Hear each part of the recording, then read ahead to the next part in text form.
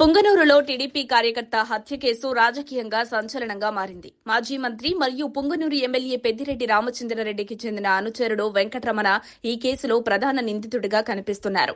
రాజకీయ విభేదాల కారణంగా టీడీపీ కార్యకర్త కాగతి రామకృష్ణను పథకం ప్రకారం హత్య చేశారని ఎస్పీ మణికంఠ వెల్లడించారు.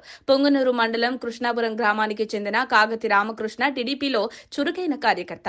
భూ అక్రమాలు, అవినీతి, ప్రజా సమస్యలను అధికారుల దృష్టికి తీసుకువెళ్లడంలో రామకృష్ణ ముందుండేవారు. ముఖ్యమంత్రి చంద్రబాబు ప్రమాణ స్వీకారం సందర్భంగా రామకృష్ణ కుటుంబం సంబరాలు జరుపుతుండగా ఈ విషయాన్ని జగన్ పార్టీ అనుచరులు సహించలేకపోయారు.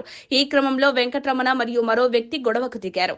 ఈ ఘటనలో రామకృష్ణ భార్య తీవ్రంగా గాయపడింది. గత నెల 10న మట్టితో నిండిన టిప్పర్ తమ స్థలంలోకి వచ్చిందని ఆరోపిస్తూ వెంకటరమణ మరికొందరు రామకృష్ణ కుటుంబంపై దాడి చేశారు. రామకృష్ణ కుమారుడు, కోడలు ఈ దాడిలో గాయపడ్డారు. పోలీసులకు ఫిర్యాదు చేసినప్పటికీ కేసు సీరియస్ గా విచారణ జరగలేదు.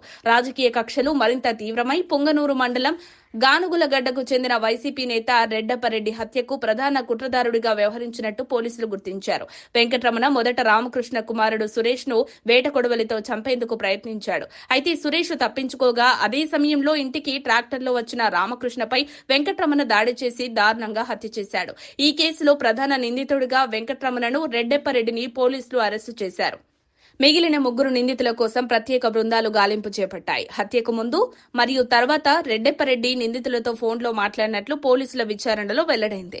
అలాగే వైసీపీకి చెందిన Punganur MPP Akkisani Bhaskar Reddy, PKM urban development authority మాజీ chairman N Venkatareddy Yadav, YCP నేత చెంగారెడ్డిలతో వెంకటరమణకు సన్నిహిత సంబంధాలు ఉన్నట్టు విచారణలో తేలింది. హత్యలో ప్రధాన నిందితులు మాజీ మంత్రి పెద్దిరెడ్డి అనుచరులే కావడంతో ఈ కేసులో పెద్దిరెడ్డి పాత్రపై పోలీసుల దర్యాప్తు కొనసాగిస్తున్నారు. ఈ కేసు రాజకీయంగా మరింత దుమారం రేపే అవకాశం ఉంది. మరిన్ని అప్డేట్స్ కోసం మా కాయ్ టీవీని సబ్స్క్రైబ్ చేసుకోండి. మా వీడియో కనుక మీకు నచ్చినట్లయితే లైక్ చేయండి, షేర్ చేయండి. మీ విలువైన అభిప్రాయాలను కామెంట్ బాక్స్లో తెలియజేయండి.